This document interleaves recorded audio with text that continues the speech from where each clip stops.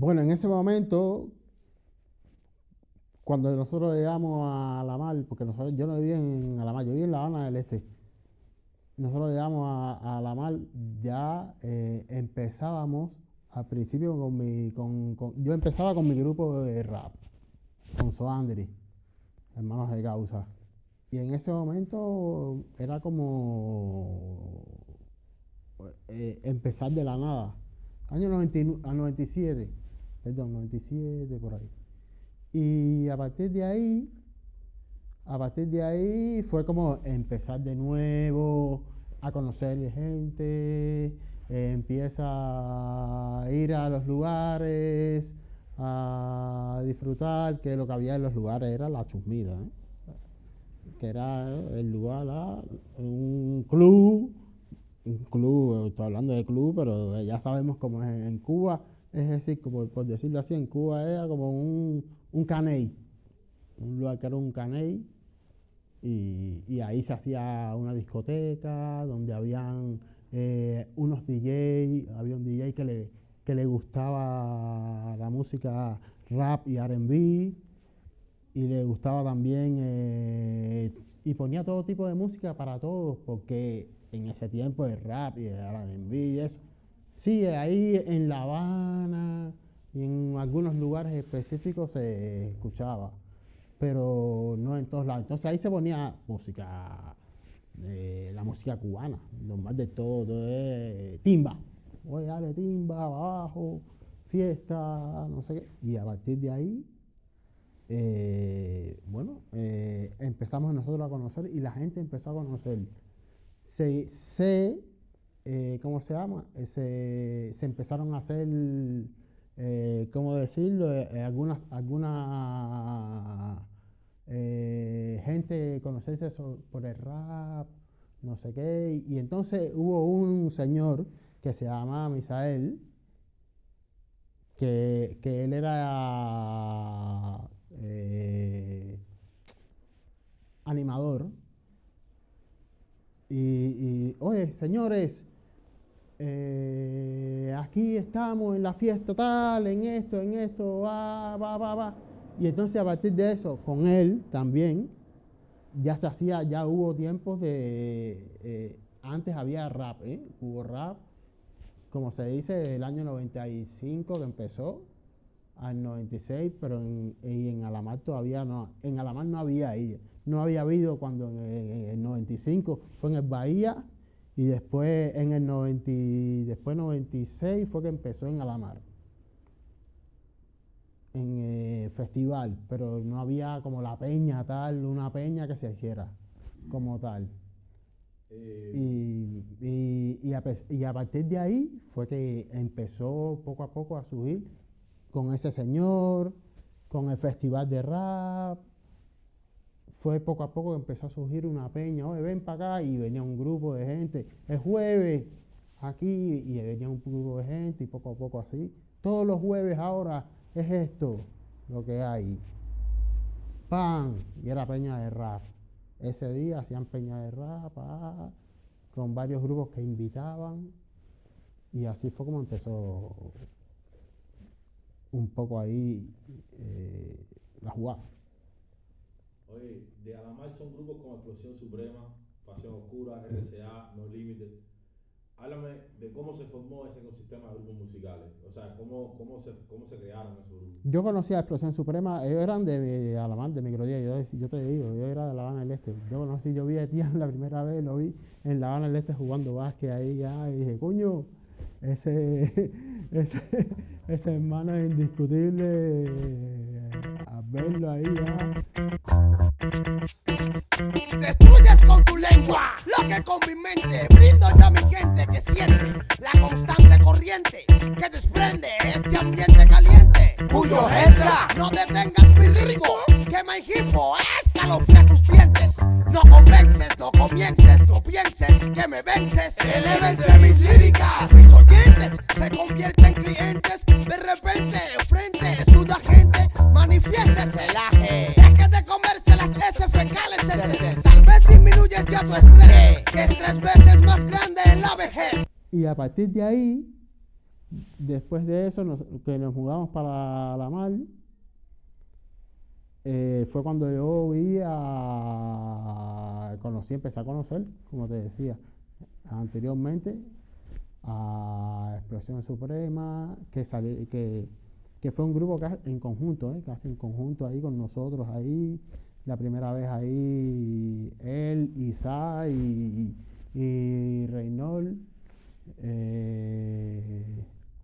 a Anónimo Consejo, que ya, bueno, ya Anónimo Consejo ya he visto ya de los tiempos de hace rato. Y bueno, ahí empezamos. Yo cuando empecé, los primeros que en un momento que empezamos, y eso fue con Homeboy, que era Neighbor y Carlito Mucharrima. Ellos eran un grupo. Carlito había y Neighbor, que Neighbor se fue después, no sé qué, pero Neighbor era un tipo que juntaba gente ahí en su casa, ahí con la gente. Yo iba, veía, yo era niño, yo decía, ¿qué es esto? Coño, qué bueno, esto está qué brutal. Ellos con todos los grupos de ahí, con el Cairo, con Libar Problema LHA, con toda esa gente. Y entonces ahí fue que se fue poco a poco haciendo como en Alamar un pequeño, ¿sabes? ¿Por qué tú crees que fue Alamar el sitio propicio, ideal para que se creara, para que se formara este movimiento? Es un gueto, Alamar es un gueto, Férez. Alamar es un gueto ahí. Bueno, Cuba es un gueto, pero Cuba es un gueto, pero Alamar es un gueto donde ahí no había nada, ahí no hay nada, ahí el lugar era encontrarnos, la gente se encontraba, estaba la escuela aquí, el otro, aquí vivía fulano, aquí mengano,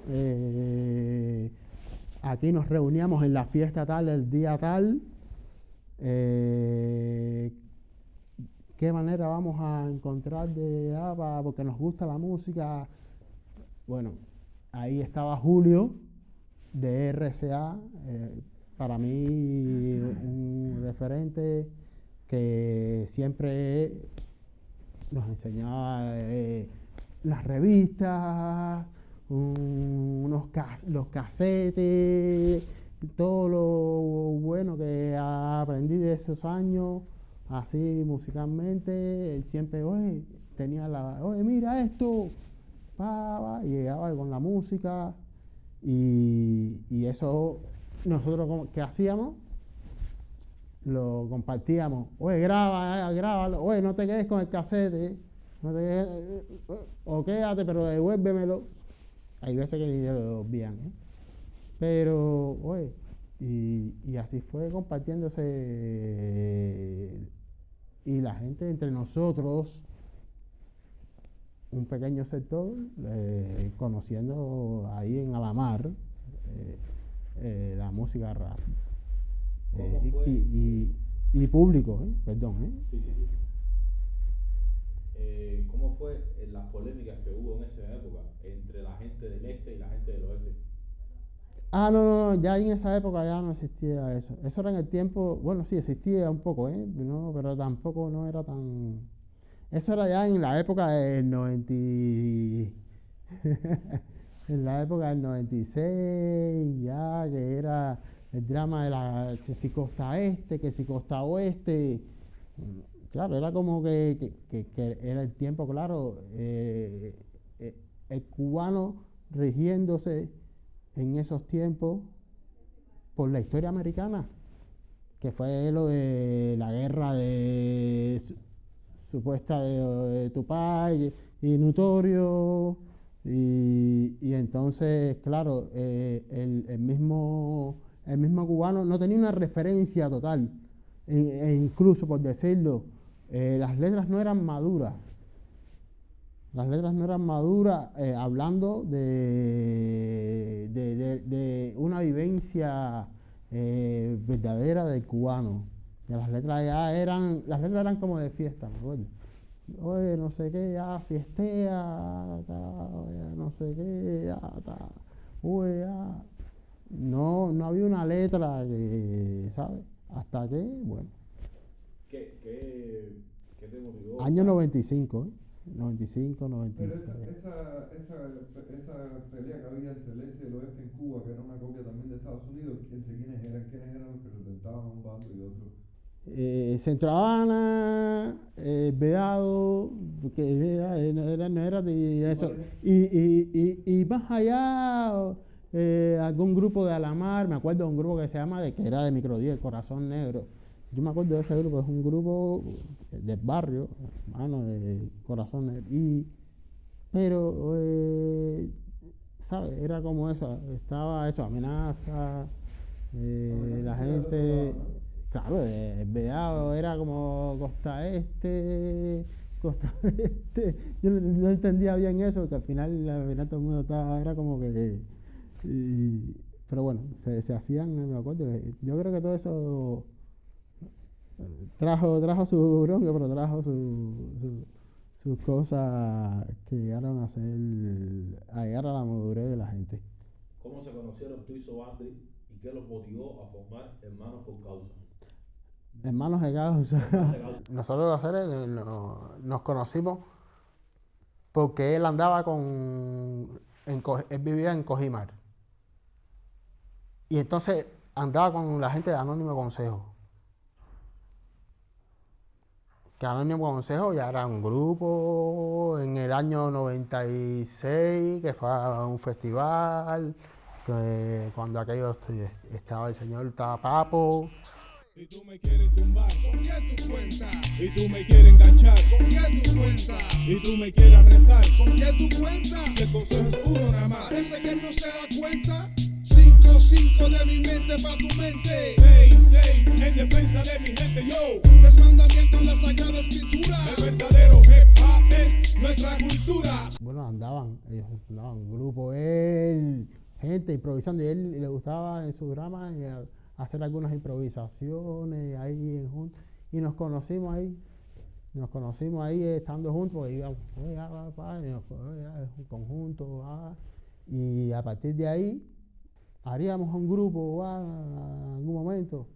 No, sí. Yo me acuerdo que en algún momento había otro que era de un grupo que se llamaba Tropa Explosiva, Michael, que, oye, hacemos eso, pero nunca, bueno, nos conectamos bien, pero no nos conectamos musicalmente. Y bueno, y nos conectamos verdaderamente en conjunto con el SOA. Me conecté en conjunto y además, digamos, con Julio, que Julio siempre nos presentaba ahí los casetes, las revistas, oye, aprendan de esto es, y eso es lo que nos gustaba a nosotros. Ya nosotros nos dábamos para ir ya varias veces ya habíamos ido yo antes de eso, a ir al Parque Maceo, que digamos Puñalá, bueno, yo iba a la Piragua y después estaba la otra parte y al lado de Riviera estaba la de los chicos de la discoteca. Estaba dividida la ciudad, estaba todo como que en una parte es una, en otra es otra, es como que ya lo tenían, el plan lo tenían esa gente ya bien hecho, Aquí en la Piragua méteme a estos negros que son los moñeros, a eso méteme a los reparteros, en esta méteme a los que más o menos, y en esta parte méteme a los Mickey. ¿Cuándo fue tu primer concierto? ¿Cuándo el proyecto se materializa y logran de alguna forma presentar lo que tú y Suárez están creando o terminaron creando? ¿Tienes eso enmarcado? ¿Y cuáles fueron, además del primer concierto, los primeros pasos? ¿Y cómo evolucionó ese proyecto? No es que ha sido mi primer concierto, porque en Cuba no se dice el concierto, ningún rapero de eso hacía el concierto, dale, vamos a hacer el concierto, perdón. En Cuba eran las peñas, aquí le dicen los bolos. Fulano, te invito para que la eches aquí, 2 temas. Mengano, 2 temas. Mengano 2 temas, el otro 2 temas, y el mismo eso igual hacía 3 temas. Entonces, mi primer concierto fue, como te decía, yo me recuerdo con Homeboy y Neighbor en la chusmita de la zona 6, que ahí había un espacio, no sé, pero increíble, buen audio, ahora recordando, así, y sí, con ellos, yo me acuerdo, y en Alamar, en el anfiteatro de Alamar, con Misael. Ya después lo otro, ya fue en la chusmita. Es que el rap cubano no tuvo muchos espacios, ¿eh? No era que ibas a hacer ahí un concierto de, no sé, un montón de temas. Ya después hubo quien se invitó y se hizo cosas en la Casa de la Cultura tal, en tal lado. ¿Tú pudiste hacer Eso. ese tipo de cosas? ¿Eh? ¿Tú pudiste hacer y tu proyecto pudieron participar en algún momento en ese tipo de cosas? En el de hacer 2 temas, 3 temas, Sí, no pero más. En lo otro que estabas explicando de Casa de Cultura, una actividad, a ese tipo de cosas también. En la Casa de la Cultura, claro, si no había en Cuba, ¿dónde vas a hacerlo? Ahora la gente la hacen en su casa porque ellos no te dejan hacerlo en ningún lado. A no ser que te pongas ahí y que no hables nada. Pero en ese tiempo, bueno, que en la Casa de la Cultura por lo menos haces algo, en la asociación Hermanos ahí haces algo, en la ESO, pero ya ahora te dicen, vete a toda la casa, ¿eh? Esto que me describes de las peñas, entonces se hacía en las casas de la cultura. Yo había entendido que era como En las sitios casas. particulares. No, como en casa que en casa, no, eso es mentira. El que te diga eso, dile que es mentira. No, que había entendido yo a la interpretación. Oye, No. hay una canción No. eh, En casas de cultura. que se llama ¿Qué tiempos aquellos? Casa de Cultura y Asociación Hermanos ahí. ¿Qué tiempos aquellos? Sí, una canción de ustedes. ¿Qué tiempos aquellos en el cuarto del pelón con Julio y el Melo soñando con ir a Nueva York? En la que Soandri. En la canción de Soandri de Elocuente. Tú Mía, no no. tienes nada que ver con eso.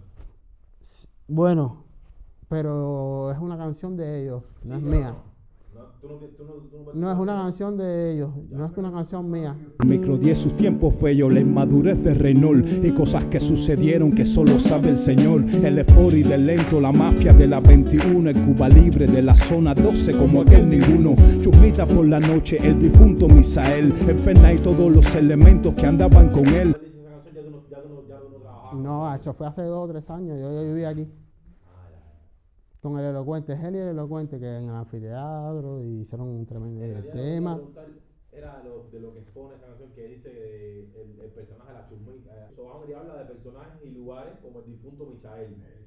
Ese es, Misael, el animador. El animador, es el que te decía yo. Y entonces, él dice, Mauricio dice que muchos raperos de la vieja escuela lo mencionan a este Misael, a este animador. Y de estos lugares, que es un poco lo que tú me venías contando, o sea, que era donde se formaba. Yo lo quería comprobar si estábamos hablando de la misma persona. Misael, porque él era animador, el señor, él era animador, no es que fuera el animador de rap, pero ya de momento se hizo un animador de rap que le gustó y que le gustó el rap, lo sintió y él dijo,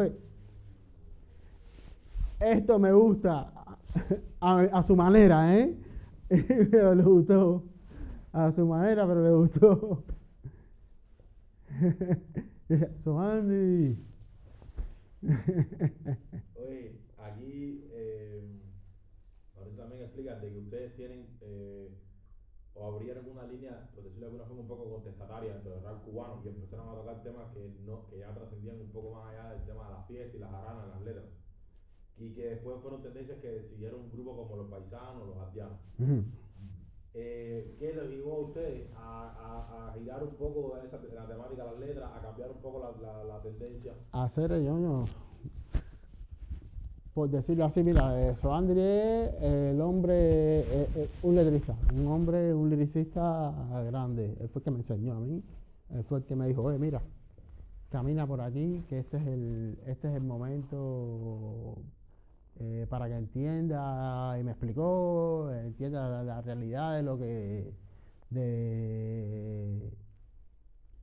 Yo creo que el mayor cambio que hubo a hacer en la música en ese tiempo fue en el año 96. También estuvo, yo me recuerdo, Primera Base, cuando, aunque no le gusta a la gente, y esto ahora puede ser un tema machista, puede ser un tema hembrista, no sé qué, lo que sea, estaba el tema Jinetera de Primera Base. Que Primera Base era un gran grupo. Después tuvieron otros grupos, tuvo Grandes Ligas, haciendo sus cosas también, que Mare y los Reyes de las Calles,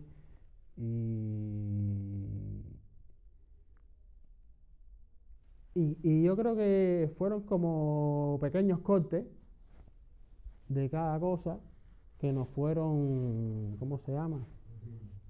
Exactamente. Oye, esta frase de esto, oye, este tema, esto, fue como que un boom, bam, todo en conjunto y uno. Y perdóname, Sí. déjame. Y ese tema,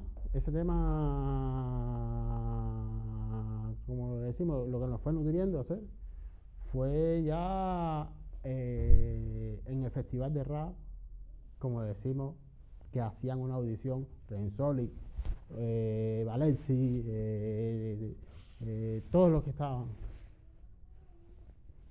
Ale, todos los que estaban ahí, decían, oye, mira, si van a cantar aquí es una letra que esté buena, si no, nada. Y la gente era como que se inspiraba a hacer una letra fuerte para ese momento del año, un año, a hacer algo, y eso fue como lo que nos nutrió en ese momento. Y el grupo que puso el tapón a eso, y hablando de racismo y hablando de eso, fue Amenaza con dijeron negro, pero a mí no me contaron. Dijeron negro, pero a mí no me contaron. Dijeron blanco, pero en ese clan no me aceptaron. Dijeron tantas cosas, soy el ser que nadie quiso. Un negro con lo blanco, el grito de un mestizo. Dijeron negro, pero a mí no me contaron. Dijeron blanco, pero en ese clan no me aceptaron. Dijeron tantas cosas, soy el ser que nadie quiso. Los negros con lo blanco, el grito de un mestizo. Yo conozco la reacción del hambre. Sé bien también que formo parte de aquel manantial de sangre. Mira mi vista, así nací, no me arrepiento, bien sintiendo tu mirada de desprecio, fui también sobreviviendo a hace porque tú me diste flores. Un cruzado, sí. Te quería preguntar, el tema Ando como Ando es uno de los clásicos más sonados del rap cubano a día de hoy. Háblanos sobre cómo surge este tema en colaboración con Pablo Herrera y lo que generó esa canción. No sé cómo se hace un hit. Eso salió, mira, vamos a hacer este tema. Fuimos a casa de Pablo. Pablo tenía un equipo que estaba de mar y Pablo sabía utilizarlo. Un equipo que estaba bueno y Pablo sabía utilizarlo. Y de ahí, al salirle ese equipo, al salirle esa música, salió el tema. Contra el viento, contra el tráfico, contra lo que sea, así me pongo yo, porque yo no tengo pelos en la lengua, porque yo no tengo miedo a lo que venga. Dedicado a la zona Habana del Este entera, calle Concha, la Pachanga, micro 10 guineras, 322 la calle ancha, la zona 11, la capital del bar se da por siempre y desde entonces ando como siempre, indisciplinado. El que no me conoce dice que soy un pesado, demasiado. Lo que tengo aquí formado y eso no es de ahora. Yo tenía mi tumbado pegado. El tema salió. Soandri cogió y se desplayó yo tiré alguna parte también de eso, pero y ahí salió ahí y él hizo el estribillo. Oye, dale, ya. No fue como, vamos a hacer ese tema y nos gusta la vibra de la música. La música nos gustó porque estuvimos en conjunto haciéndola con el productor, con Pablo. En ese momento fuimos allí y oye, mira, tengo este sampler, dale, vamos a ponerle esto, mira esto. Y entonces, ya, así salió, no fue una cosa de... más de ahí en ese plano. Mira el parque con la bandera azul, roja y blanca. Sí. Tú cuando viniste aquí pensabas que la cosa iba a ser más fácil. Cuando tú llegaste aquí. No, la cosa nunca ha sido fácil, siempre fue difícil.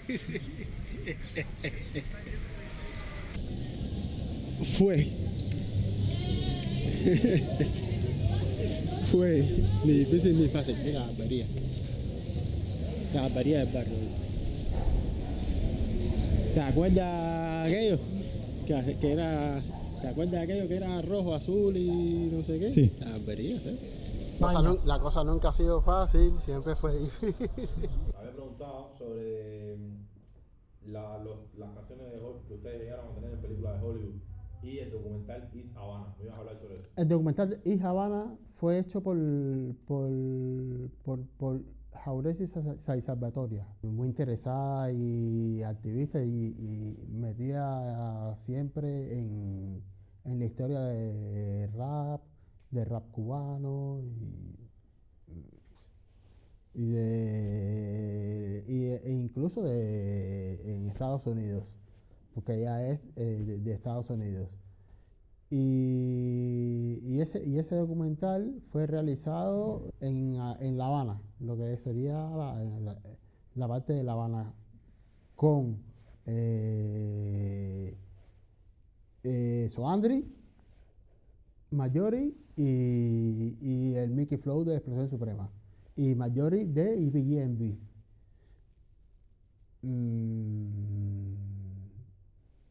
Ahí, bueno, un documental que los principales no estaba yo. De eso ya más bien te lo puede hablar Soandri. No puedo documentarte mucho sobre eso. El documental está en una página. Ahí. Esto tuvo parte que ver ahí, pero eso fue una peña, pero tuvo parte que ver también en el documental. Tu disco La Causa Nostra es un disco que marcó un referente para otros raperos cubanos. Este disco fue grabado en el estudio Real 70. Háblanos un poco de cómo fue el proceso de creación de ese disco y del papel que tuvo Humbertico como productor en él y el sentido general para el rap cubano. Año, Papá Humbertico, como decíamos y como decimos, la columna de rap cubano. Este es Papá Humbertico cuando tenía 2 años. Este es mi cuarto. Y este es el estudio de grabación, lleno de raperos y muchachos. ¿Y esta construcción? Esto lo hizo él para una mejor acústica en cuanto a las grabaciones, porque le chocaba el problema de las ventanas metálicas a la hora de grabar. Y entonces inventó hacer esto para poder grabar.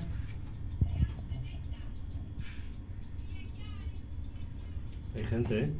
Sí. ¿Pues todos los días así? Sí, todos los días así, y más también.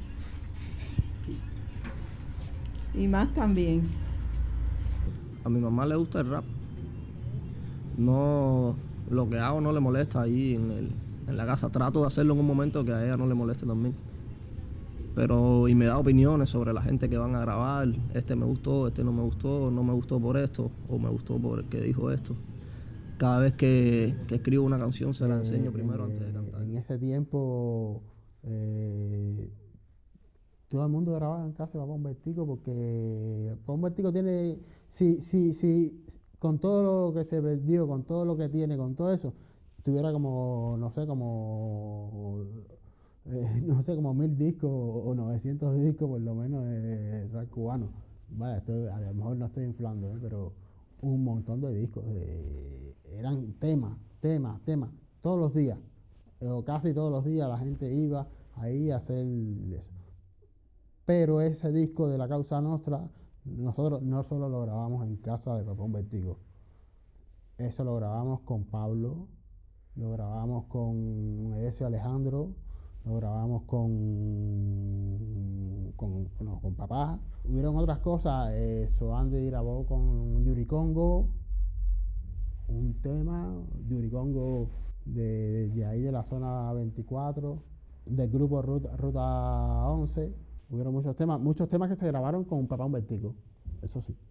Pero hubieron otros temas que no se grabaron con Papá Vertigo.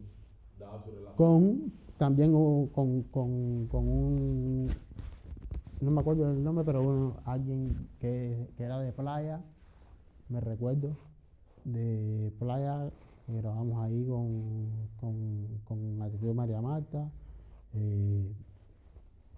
Mucha gente ahí que estuvieron ahí. Fue todo como un tema, esto, y todo, pero no fue todo, vamos a grabarlo todo aquí en este mismo estudio. Eso no fue así. En Abdala también grabamos, bueno, con Pablo Herrera. Papá Vertigo estuvo vinculado a la producción, a la realización de muchos proyectos de rap. Trabajó con ustedes. Con todos. Con muchos trabajos. ¿Qué opinión te merece su trabajo como productor dentro del movimiento de rap cubano? No, es lo que te decía, la columna de rap cubano. Porque él le ayudó a todos a grabar cuando nadie tenía un nada para grabar. Y tú llamabas a un Vertigo, Umbe, tengo esto, qué vuelta. No, dale, echa para acá. Y ahí íbamos para allá, nosotros ahí en la 400, y ahora, y después camina por ahí para abajo, móntate en un tractor de basura, en lo que sea, hasta llegar hasta su casa. Y yo creo que bien. Yo creo que la relación entre ellos, entre todos, bien. Creo que, no sé cuál ha sido la descomposición, pero yo creo que fue bien. ¿Cómo evolucionó tu trayectoria de Manos de Causa? ¿Te mantuvieron haciendo este tipo de peñas hasta qué época? ¿Cómo iban mostrando la creación de sus nuevas canciones? Nosotros estuvimos haciendo cosas en conjunto, siempre estábamos ahí, pero la mayoría de las cosas que terminamos de hacer y en conjunto fueron como hasta el año 2000, yo creo que siempre, ¿no? Bueno, ahí está esto, ¿eh? Pero ya directamente, ya hubo un momento que de momento ya uno hacía una cosa, después otra, pero siempre hicimos al final un conjunto. La relación fue bien. Bueno, sigue siendo bien, ¿eh? en ese sentido, pero ya hubo un momento que uno hacía una cosa, otra, y ahora volvemos a hacer cosas, y esto va un poco así, porque ya uno también tenía sus situaciones, como padre, yo también andaba en mis cosas, y eso a veces también, ¿sabes? A veces choca, pero no creo que haya sido nada mal. De hecho, no sé. Y nuestra separación así, no es que separación, ¿no? En el sentido de que ahora yo estoy aquí y él está en Cuba, ¿sabes?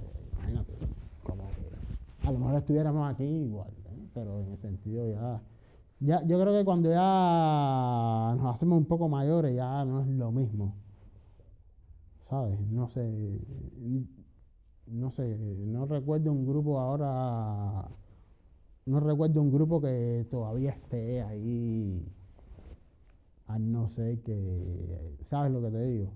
Desde joven, desde que tengan 18 años hasta que tengan ahora 40 años, que estén todo el día ahí. No lo creo que haya eso. Y bueno, sí, por decirlo así. Por tu trayectoria estuviste en el proyecto de comisión depuradora.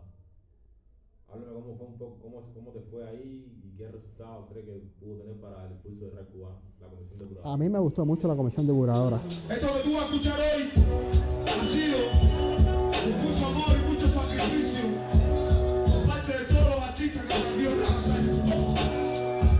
Saludos para la gente de Santa Clara, para los de Pinar del Río, a toda esa reina Lara. Vamos a mandar tu puño arriba. Mandar tu puño arriba, coño. ¡Vamos! La comisión depuradora es un proyecto que tiró fuertemente adelante Aldo, y eso él hizo todas las músicas, se grabó en casa de Papá un Vertigo, y eso fue un proyecto muy bonito. No obstante, quería hablarte del proyecto de Cartel, que fue un proyecto también anterior a la comisión depuradora. Estuvieron varios grupos también de la vieja escuela, incluso, y ese fue un proyecto ahí cuadrado con IPI, con Paisano, Randy, que para mí Randy es... Pero seguro que se quede el rumor, porque en la iglesia se profesa, no se hace el amor. La fe no es algo cristiano, es fuerza interior. Para darte cuenta que el Señor se existe, se llama televisor.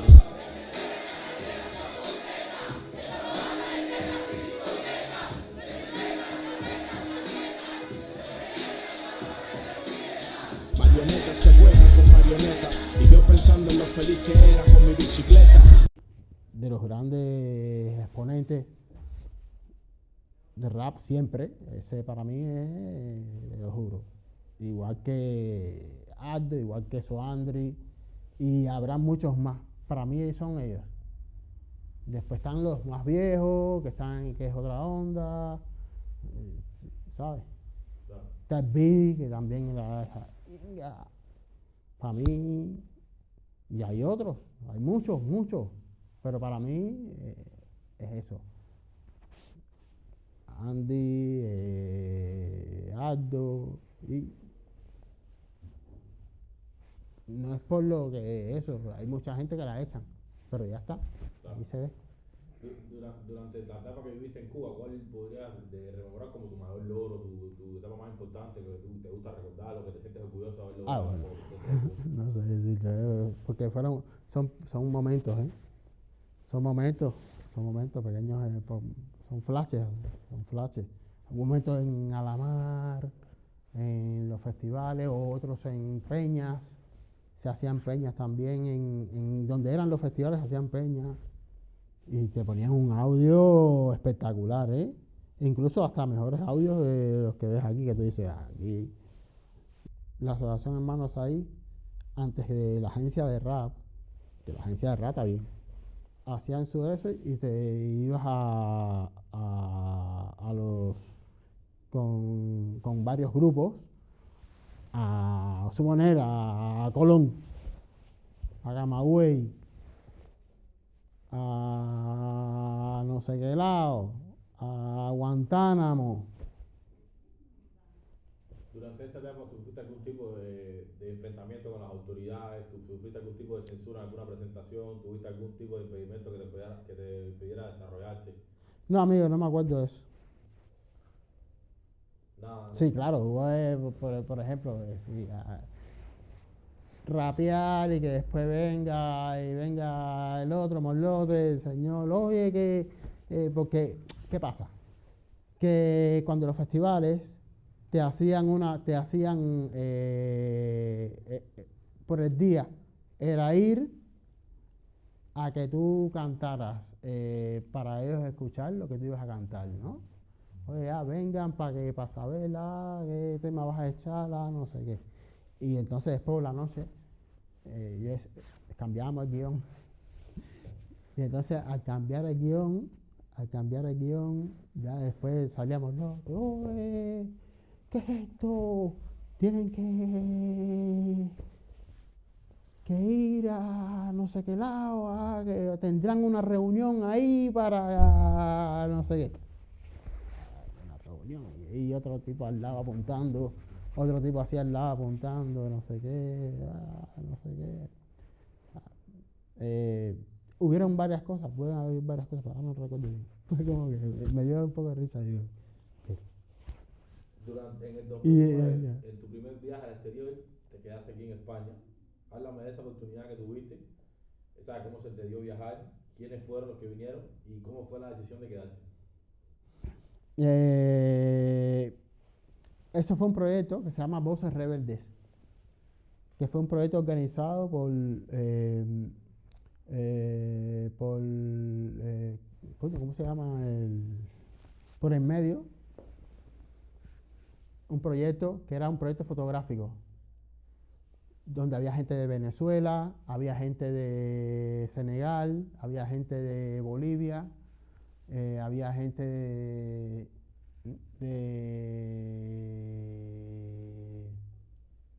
Bolivia, de varios países. Hubo gente de varios países. Y en ese momento fue un proyecto porque había había como un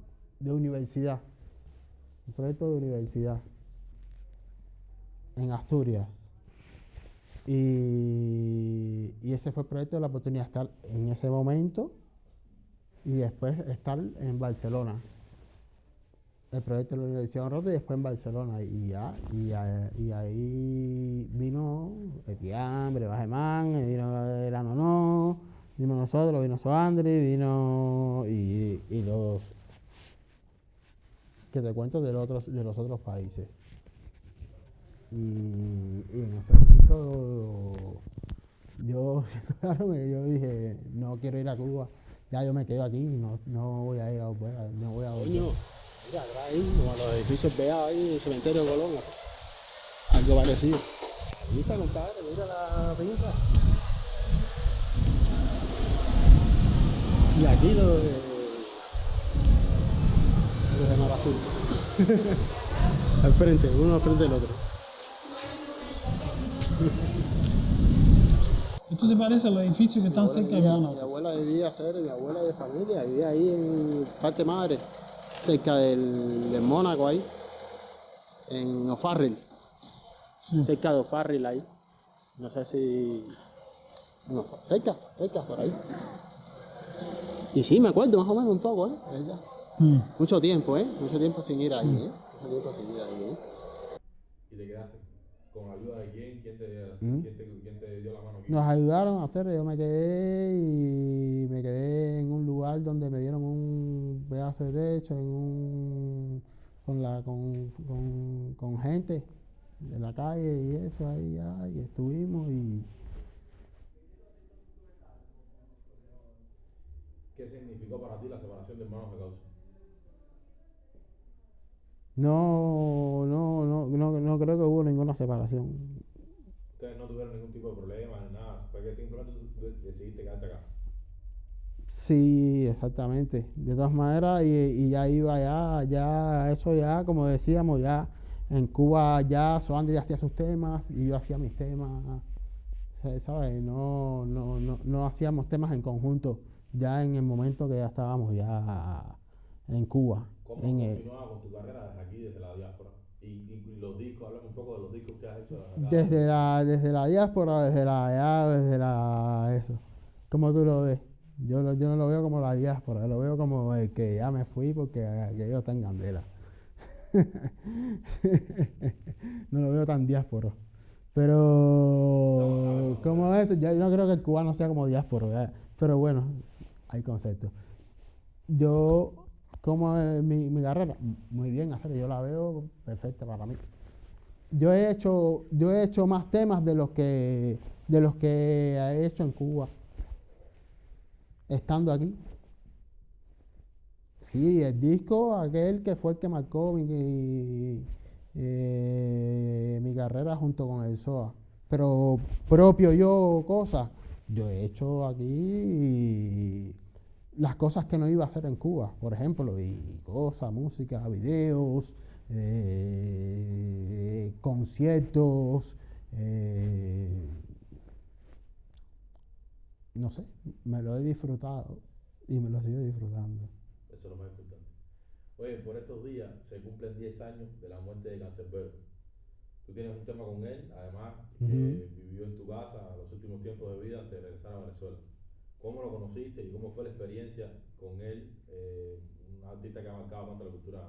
Yo lo conocí, hermano, lo conocí por Randy Agosta, porque Randy vivió en Venezuela y él tenía un proyecto, bueno, él tenía, no voy a decir que un proyecto, pero amigos ahí que eran como un proyecto que se llamaba El Techo. Y entonces a partir de ahí fue que yo conocí, él hizo un tema en su disco, en un disco que tenía él. Me lo presentó, me enseñó el disco, me gustó. Me refiero a pobreza extrema, por supuesto. Alguna enfermedad severa de esas que controla de tu cuerpo. Qué rápido pasa el tiempo. Siento que comencé que día subí la cara, no me reconocí. Tantas caras, tantos coros, tantos días que viví. Tantas noches en las que soy sin comida dormí. Nadie lo supo porque a nadie le pedí. Como el puerto de la anciana aquel que vivía por ahí, donde la nieve cae como del infierno un castigo. Y el anciano en pleno invierno se vestía sin abrigo. Todos decían que fuerte, no tiene frío. Lo miraban, aplaudían, no sabían lo que ahora les digo. El anciano por supuesto tenía frío. Lo que no tenía era dulce. Yo sigo haciendo el mismo tipo de rap, en el mismo tipo de estudio, desde que tú ni sabías de hip hop. Encerrado en mi rancho haciendo rap real en un cuarto donde no cabe una cama matrimonial. No me conocen, solo porque me saludan en el kiosco. Nadie me conoce entonces, ni yo mismo me conozco. Tranquilo, muy meditativo, muy loco, muy en su onda, y no sé cómo describirlo, le gusta mucho él estar solo, estar en su tranquilidad, pasivamente, no con mucha gente, y tranquilo. ¿Cómo terminó viviendo contigo y cómo fue esa etapa de que compartieron hogar? Bien, hacerlo por Randy en ese momento. Ahí me dijo, hermano, ¿tú crees que puedas en un momento huir al hermano? Dije, dale, vámonos un rato ahí, así. Y ahí fue cuando, bueno, pude describirte todo esto que te estoy describiendo, así, en esa tranquilidad. Y esa fue la forma. ¿Qué tú crees que representó Canserbero para el movimiento de rap latinoamericano? Coño, un standing alto para rap latinoamericano, hermano, donde se dio a conocer mucho el rap latinoamericano. No solamente en Latinoamérica, sino hasta en parte de Estados Unidos, por decirlo así, y más en Latinoamérica, ya, bueno, Latinoamérica, España, yo creo que para mí fue el gran conocimiento, ¿sabes? El gran conocimiento que la gente conociera, no cualquiera, vaya, por decirlo así, no es que cualquiera, sino que mucha gente que no les salía mucho a rap. Oye, ¿cómo, ya con los años que llevas aquí y tal, cómo crees que ha evolucionado el movimiento del hip hop y el rap en Cuba? ¿Lo sigues? ¿Estás al tanto de él? ¿Qué te parece lo que está saliendo de allá ahora? ¿Hacia dónde tú crees que va ese movimiento? ¿En qué condiciones está? He escuchado algunas cosas he he escuchado algunas cosas de rap cubano. No te voy a decir que estoy empapado,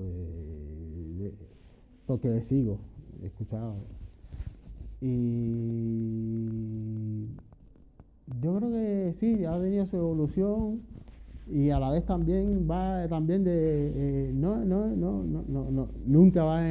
no va a involucionar. Está así, pero ya es diferente también. Ahora todo es también tiradera, ahora todo el mundo es el mejor, ahora todo el mundo rapea, oye, que yo te parto y te rompo a la mitad, no sé qué, pero se ha perdido también a veces las letras, eso.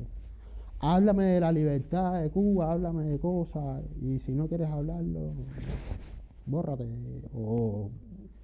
porque, como dijo alguien, con guapos no se hace una revolución de verdad.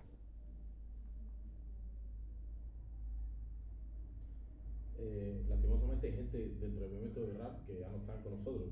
Hablamos de Speedy, de Barbarito, de Marco de Justicia, el Fila. Coño, gente buena. Cuéntanos cómo lo recuerdas, que quisiéramos entre pocas siempre, por eso le preguntaba también a tu hermano, tener un espacio para este tipo de personas que ya no están.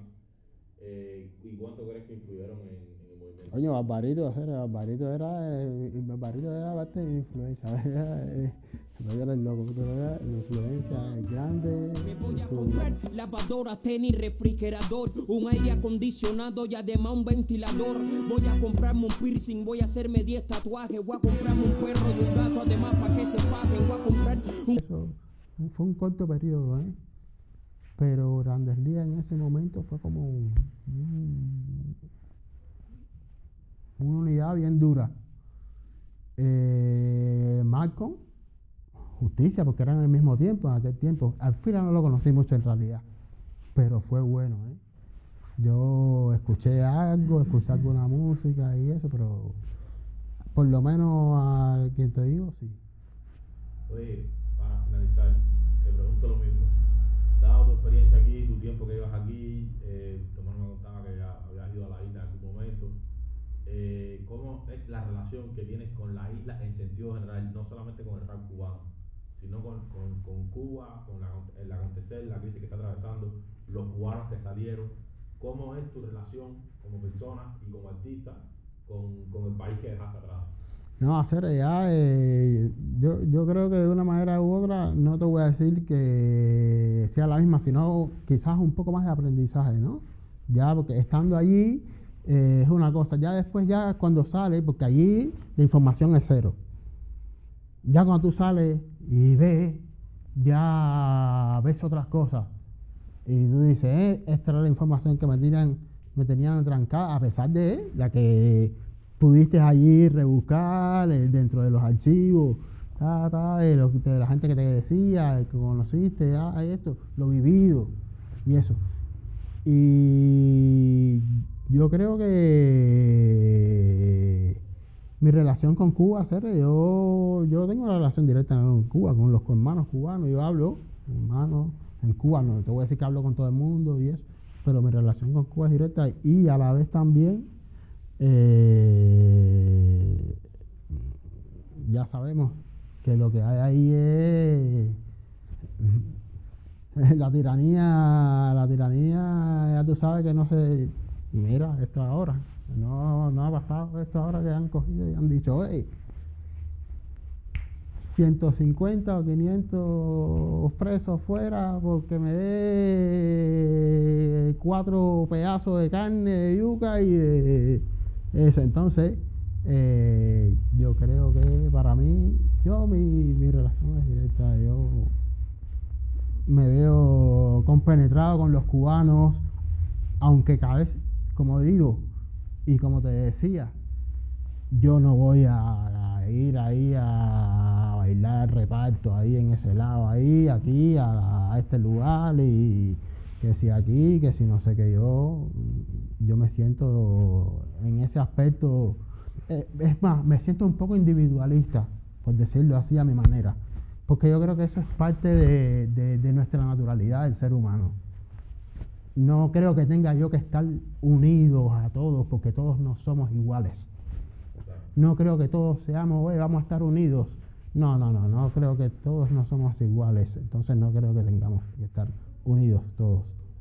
¿Te ves en una Cuba democrática, tanto de visita como planteando algún tipo de proyecto allí? ¿Te gustaría que las cosas cambiaran? ¿Cómo crees que debería evolucionar este tipo de cosas que estamos haciendo aquí ahora? No sé, esto de la Cuba democrática no lo entendí.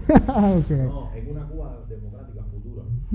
No hay futuro democrático en Cuba, porque ahora mismo no lo hay. Entonces no se puede hablar del futuro si no estamos en el presente, hermano. Y el presente ha sido machacante. No hay una Cuba democrática en el futuro. Ojalá sea, pero yo no la veo. No me puedo ver si no estoy ahora. Yo me veo aquí, democrático aquí. ¿Sabes?